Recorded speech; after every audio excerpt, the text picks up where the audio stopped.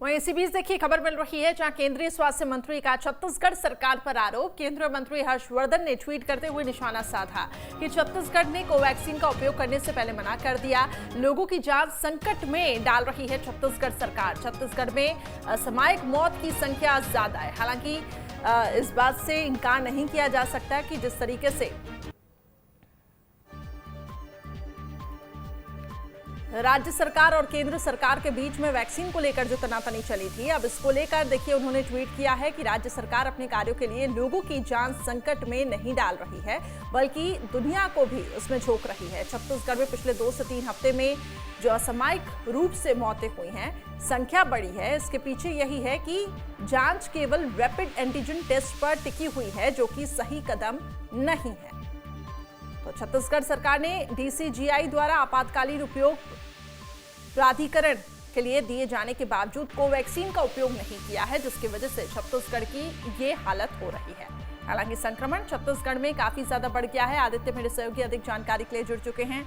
आदित्य, अब जिस तरीके से हम ये ट्वीट देख रहे हैं, साफ तौर से यहाँ पे छत्तीसगढ़ सरकार पर ही दोष डाला जा रहा है कि सरकार ने कोवैक्सीन को लेकर जो हमने देखा केंद्र और राज्य में सियासत हुई, उसी का नतीजा है कि छत्तीसगढ़ में ये हालात बन रहे हैं। हाँ बिल्कुल, देखिए पहले दिन से ही राजनीति होते रही। कोवैक्सीन का ट्रायल नहीं हुआ है, ट्रायल की रिपोर्ट नहीं आई है, ये सब लेकर जो पहले दिन से जो विरोधाभास की स्थिति रही आम जनता के बीच में, वो कहीं ना कहीं बहुत ज्यादा भारी पड़ रही। पहले भारी पड़ा क्रिकेट मैच, उसके पहले वैक्सीनेशन को लेकर जो राजनीति, तो ये कुल मिलाकर आम जनता के लिए सही नहीं है।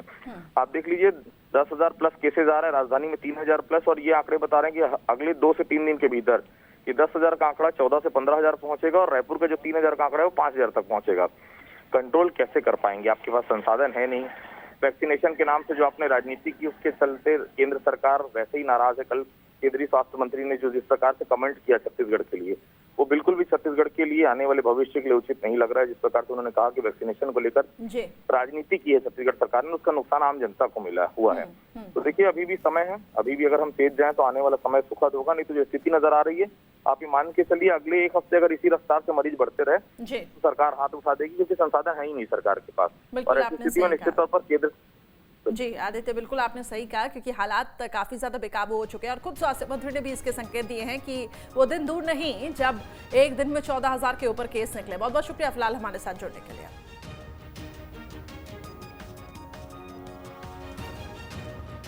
तो लोगों की जान संकट में है और इसकी जिम्मेदार राज्य सरकार है, केंद्र की तरफ से ये कहा गया है। केंद्रीय स्वास्थ्य मंत्री ने ये देखिए ट्वीट किया है, एक बार फिर से आपको ट्वीट दिखा रहे हैं।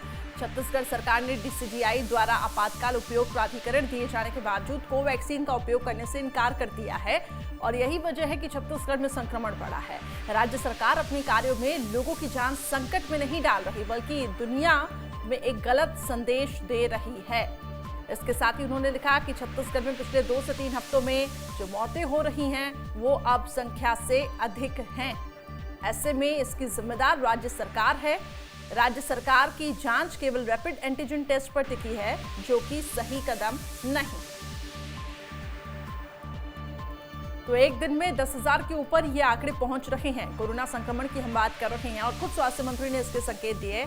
आप देखिए छत्तीसगढ़ के स्वास्थ्य मंत्री टीएस सिंहदेव का ट्वीट, 10% से ज्यादा लोगों को वैक्सीन दी जा चुकी है, जो कि राष्ट्रीय कवरेज में काफी ज्यादा है। उन्होंने भी ट्वीट करते हुए अपनी बात रखी। इसके साथ ही उन्होंने कहा कि एक दिन में 3 लाख लोगों को, राज्य के 1% से अधिक जनसंख्या को वैक्सीन दी गई है।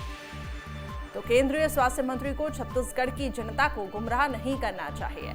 अब केंद्रीय स्वास्थ्य मंत्री और छत्तीसगढ़ के स्वास्थ्य मंत्री के बीच अब ये ट्विटर वॉर चल रहा है। उनका ये कहना कि राज्य सरकार ने समय रहते ध्यान नहीं दिया, तो वहीं छत्तीसगढ़ के स्वास्थ्य मंत्री का ये कहना है कि केंद्र की तरफ से गुमराह करने की कोशिश की जा रही है। लेकिन छत्तीसगढ़ में जो हालात हो चुके हैं वो बेकाबू हो चुके हैं। लगातार अस्पतालों में बेड की कमी देखने को मिल रही है। ऐसे में स्थितियों पर कैसे नियंत्रण पाया जाएगा, ये देखना होगा।